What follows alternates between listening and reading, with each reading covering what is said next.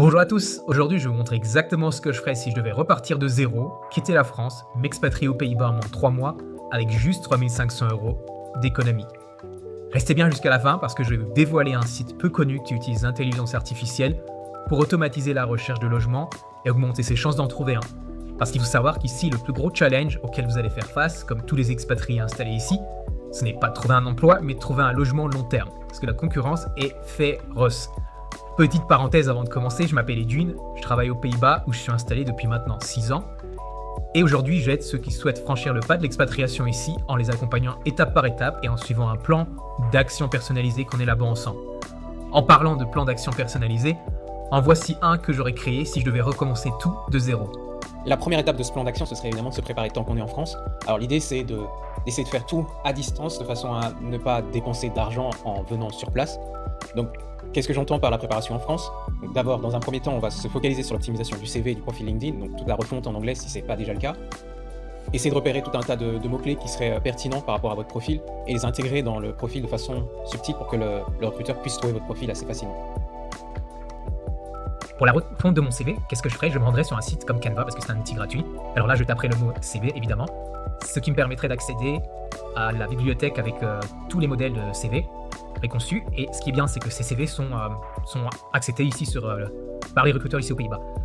Alors ce que je vous conseille de faire, c'est de trouver un modèle où il y a une section sur la gauche qui permet de mettre en évidence toutes sortes d'éléments qui vous concernent. Donc moi par exemple, je choisirais celui-ci parce qu'il est sobre. Et il y a vous pouvez le voir sur la gauche, il y a cette colonne en fait qui permet de mettre certaines informations en évidence.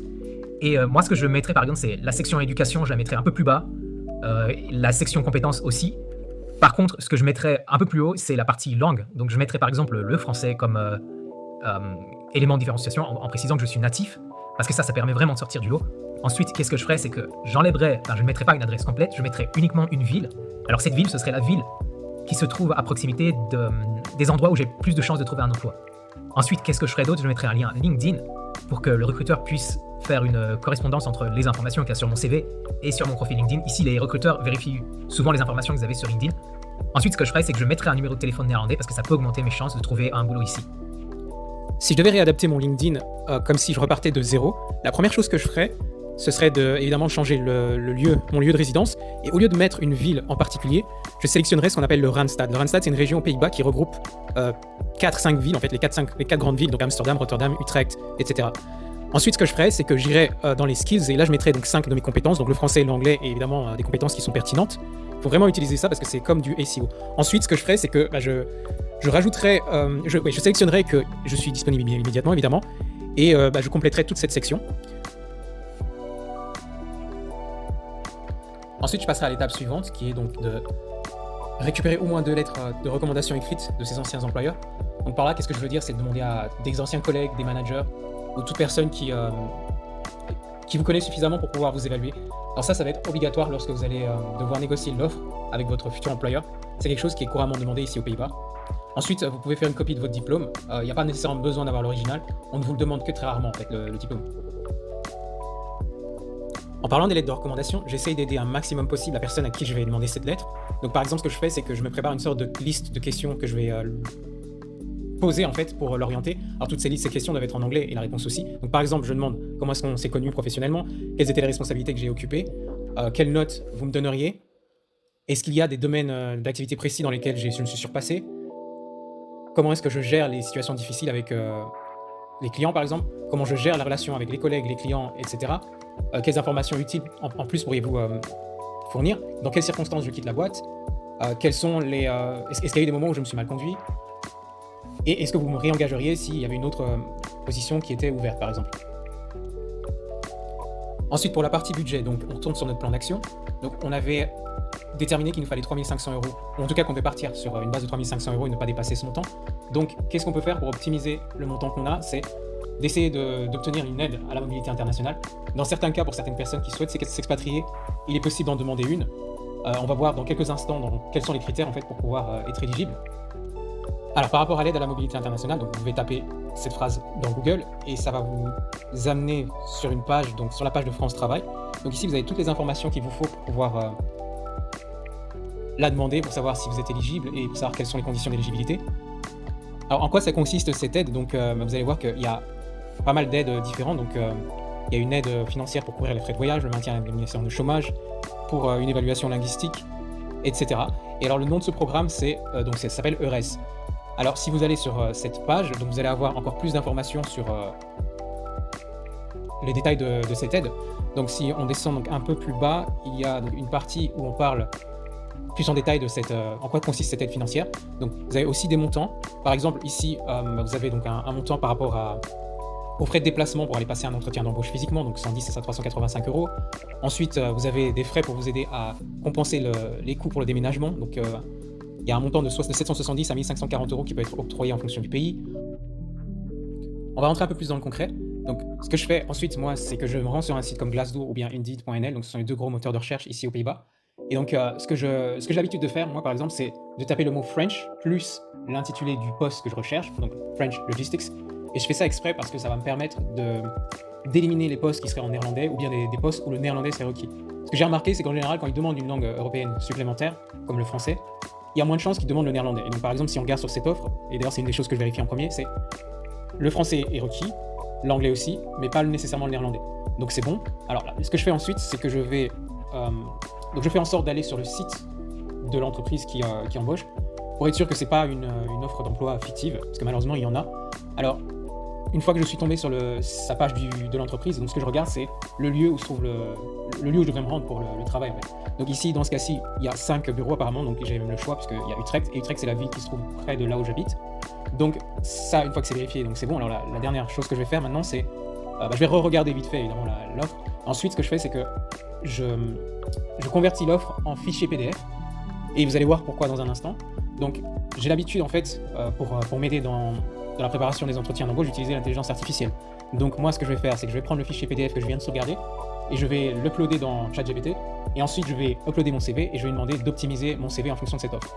Alors une fois que j'ai uploadé le CV et l'offre d'emploi dans ChatGPT, qu'est-ce que je vais faire? Je vais taper un prompt que je me suis fait qui va demander à ChatGPT de personnaliser mon CV un maximum pour qu'il soit adapté exactement à cette offre. Donc là, vous pouvez voir qu'il y a des compétences en particulier qui me disent qu'il faut que je fasse ressortir plus sur mon CV. Donc par exemple, les outils informatiques que j'ai utilisés comme SAP, Salesforce, etc. Donc apparemment, c'était quelque chose qui était demandé sur l'offre. Qu'est-ce qu'il va me demander aussi de mettre en évidence? C'est donc l'approche analytique et le fait de savoir prendre des décisions basées sur des données. Ça, il faut aussi le mettre en évidence. Ensuite, il y a les langues. Donc comme je l'avais dit tout à l'heure, les langues, c'est extrêmement important ici. Ça peut vraiment vous faire sortir du lot. Alors, une autre chose qu'il me demande de mettre en évidence, c'est des chiffres concrets en fait de ce que j'ai fait. Par exemple, si j'ai réduit les coûts de tant de pourcents sur tel projet, il veut que je le mette en évidence. Ça aussi, c'est du concret et ça, les recruteurs ici aux Pays-Bas, ils le demandent en général. Ensuite, ils me proposent carrément de réécrire mon CV. Bon là, je vais pas le... Alors, je le tape, je tape oui pour vous montrer, pour vous donner un exemple de ce qu'il peut nous faire. Maintenant, moi, je préfère quand même garder le contrôle sur à quoi le CV ressemblera, parce que j'ai pas envie non plus qu'il ait l'air d'un CV robotique sans personnalisation et qui ne nous ressemble pas en fait. On peut même aller plus loin et il peut carrément nous faire une lettre de motivation. Et de nouveau, là aussi, je ferai attention parce que les recruteurs savent que beaucoup de gens utilisent l'intelligence artificielle pour faire complètement leur CV à leur place en fait. Moi, je vais pas jusque là, je me sers juste d'une structure que me donne ChatGPT pour m'en inspirer et le reste, je fais moi-même. Il y a une chose que je regrette de ne pas avoir fait il y a 6 ans quand je me suis expatrié ici, c'est de faire une liste des entreprises qui sont susceptibles d'embaucher des étrangers. Alors comment je sais? C'est que parfois en fait il est marqué sur des offres d'emploi que telle entreprise elle sponsorise des visas et en général je sais que ce genre d'entreprise est plus susceptible d'embaucher des étrangers et de ne pas demander par exemple le néerlandais comme langue de travail. Alors ici par exemple je vous montre à l'écran une liste d'entreprises que j'ai organisées et que j'ai trouvé sur un site qui m'aide en fait pour la recherche d'emploi. Et donc j'ai mis les noms des sites, les liens pour les sites de ces entreprises, les liens pour les pages LinkedIn, si elles sont susceptibles de sponsoriser des visas, le nombre d'employés, parce que ça me donne aussi une idée de ce à quoi je peux m'attendre quand je vais postuler.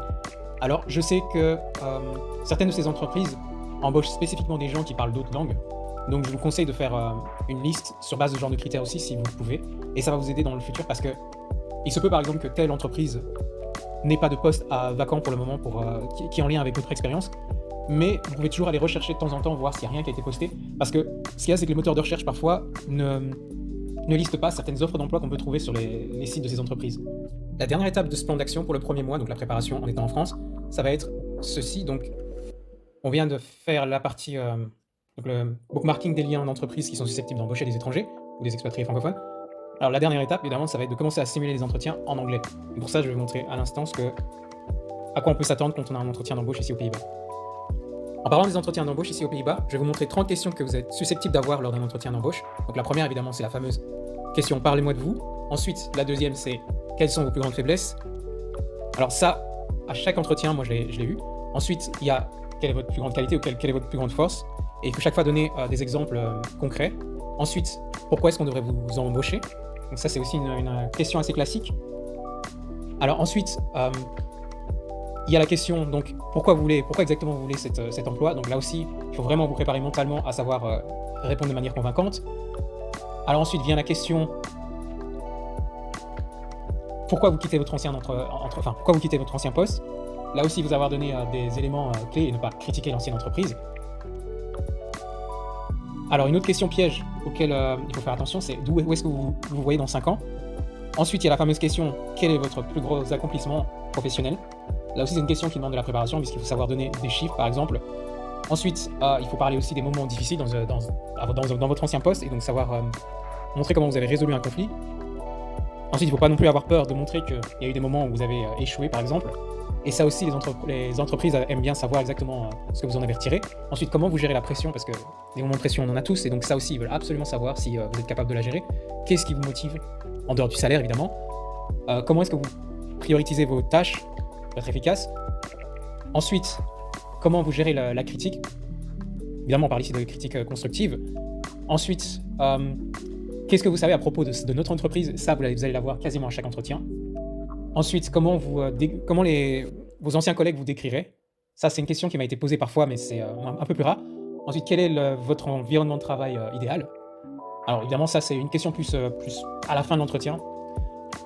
Ensuite, comment est-ce que vous gérez plusieurs projets à la fois? Donc ça renvoie un peu au fait de savoir s'organiser, de prioriser. Il faut que vous montriez que vous êtes capable de gérer toutes les tâches de votre travail et être efficace.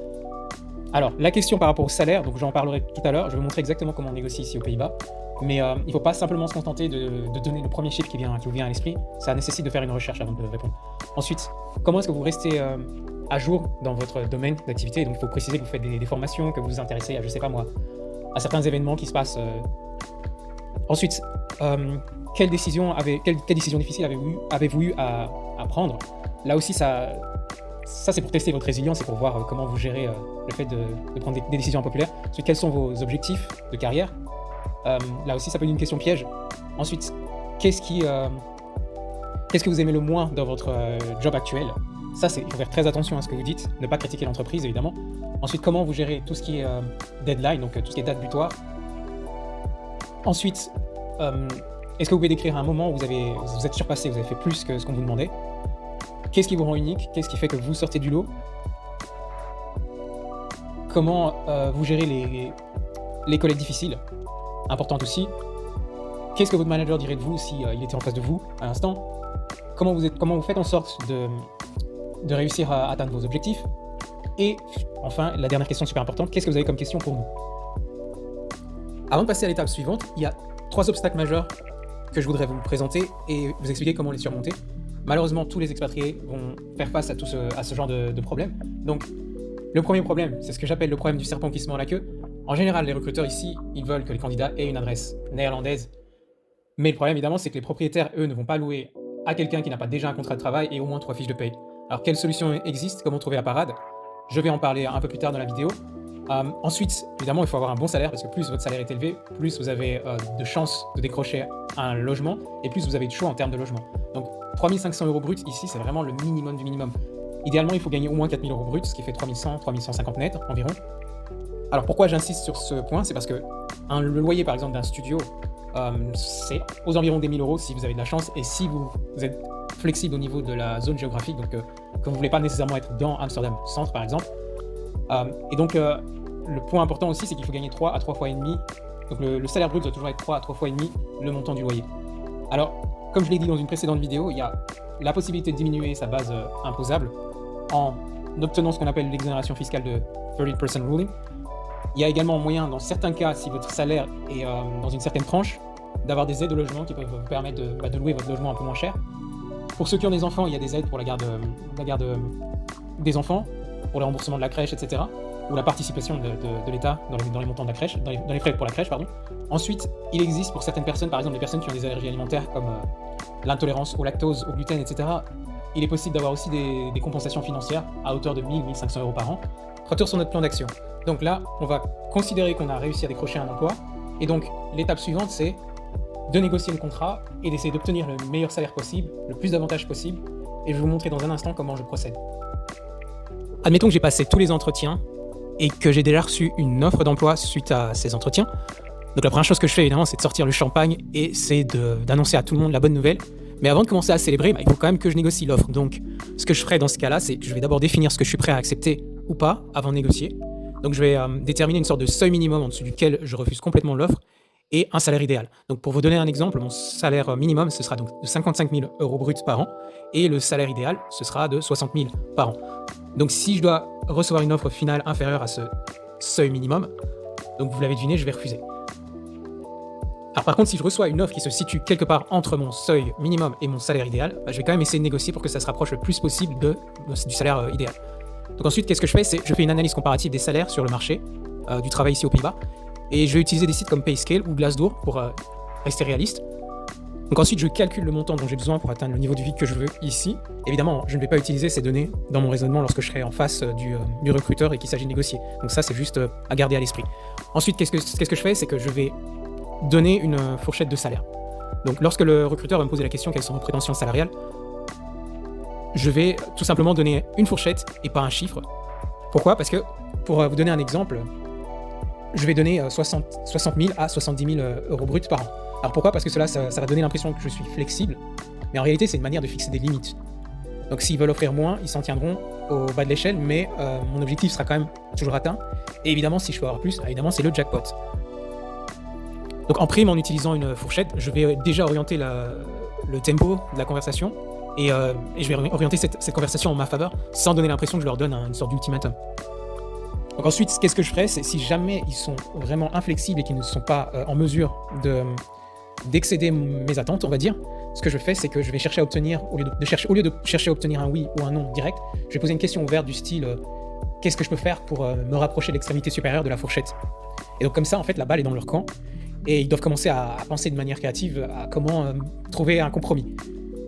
Évidemment, s'ils ne peuvent pas atteindre le chiffre le plus élevé en termes de salaire de base, ce que je vais faire, c'est que je vais essayer de demander quels avantages supplémentaires ils peuvent offrir. Par exemple, est-ce qu'ils peuvent donner une prime à la signature? Est-ce que je peux avoir plus de jours de vacances? Est-ce qu'il y a d'autres avantages comme par exemple le fait de payer ma sécurité sociale? Ou est-ce qu'il y a la possibilité qu'ils payent un abonnement, je sais pas moi, à la salle de sport? Donc voilà. Le truc, c'est qu'il faut garder en tête que même si les négociations peuvent être tendues, il faut garder en tête que c'est l'entreprise qui me veut en fait. Et donc c'est à elle de faire un pas vers moi puisque c'est elle qui m'a soumis cette offre et pas un autre candidat. Donc j'ai déjà prouvé ma valeur pendant l'entretien et donc il s'agit maintenant de faire en sorte que le salaire que le recruteur me propose reflète ma valeur en fait. Donc lorsque j'aide des personnes qui s'expatrient ici, c'est exactement ce que je leur rappelle. Pour ne pas que la vidéo soit plus longue, je vais devoir conclure ici, mais je parlerai des autres étapes de mon plan d'action dans la prochaine vidéo qui sortira dans quelques jours. En attendant, comme promis en début de vidéo, je vais vous présenter le fameux outil que j'utilise pour automatiser ma recherche de logement. Une fois que vous êtes inscrit sur Upfront, il va falloir configurer ce qu'on appelle un agent. Alors cet agent, il va vraiment vous permettre de vous démarquer par rapport à toutes les autres personnes qui cherchent un logement, puisque vous allez pouvoir faire tout en automatique et rapidement. Alors la première chose à faire, c'est de paramétrer des filtres. Donc vous allez pouvoir exclure tout ce que vous ne voulez pas selon les critères que l'agent va vous proposer. Ensuite, vous allez installer une extension Chrome. Donc vous pouvez voir que moi j'ai déjà installé, il y a une icône en haut à droite. Ensuite, il va falloir préparer une sorte de mail qui va être envoyé en automatique à tous les propriétaires une fois que l'agent aura trouvé des propriétés qui correspondent à vos critères. Donc, vous allez pouvoir éditer ce formulaire en une seule fois et une fois que c'est fait, il va automatiquement l'adapter à chaque propriété. Et donc, une fois que ça c'est fait, vous pouvez lancer l'agent. Donc, il va vous proposer d'initier la recherche. Et donc, qu'est-ce qui va se passer? C'est qu'une fois qu'il est actif, vous allez voir qu'il va y avoir toutes sortes de résultats qui vont apparaître. Et donc, une fois qu'il a trouvé quelque chose, il va vous le notifier. Et il va également vous montrer combien de fois il a envoyé ses candidatures. Ensuite, il va vous montrer une sorte de compte-rendu avec tout ce qu'il a trouvé, tout ce qu'il a envoyé comme candidature. Et donc vous n'avez rien à faire en fait, vous avez juste à attendre. Et comme ça se fait en automatique, ça se fait aussi plus rapidement que si vous deviez le faire manuellement. Et donc ça vous fait gagner du temps et ça vous évite la frustration de devoir envoyer des centaines de candidatures à des propriétaires qui vont peut-être même pas vous répondre. Si vous êtes tenté par l'expatriation ici aux Pays-Bas et que vous avez des questions mais que vous ne savez pas par où commencer, n'hésitez pas à vous rendre en description, il y a un lien pour réserver un appel gratuit avec moi. Nous ferons une sorte de bilan de compétences pour pouvoir évaluer si vous avez vos chances et ensuite nous ferons un plan d'action personnalisé pour pouvoir vous aider à déménager ici.